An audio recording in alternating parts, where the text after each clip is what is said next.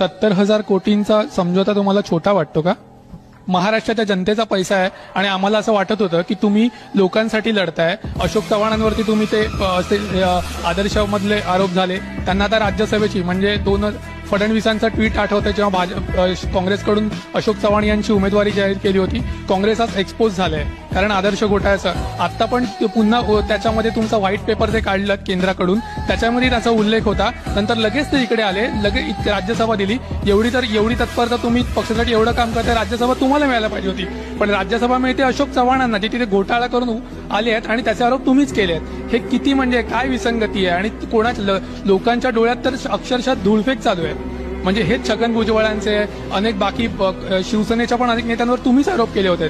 तुम्ही म्हणताय की तेव्हा होते त्यांच्याकडे कचरा होता, पण ते आरोप तुम्हीच केले. प्रताप सरनाईक यांच्याकडे केलेत, भावना गवळींवरती केलेत, त्यांच्या संस्थेवर ईडीच्या धाडी पडल्या. आता आम्ही 2 वर्षापासून ऐकतच नाही आहोत की ईडीने काही धाड मारली आहे किंवा ते स्वतःच ईडीच्या कार्यालयात गेलेत. कॅमेरे तर सगळ्यांचे असतात पण कोणीच जात नाही.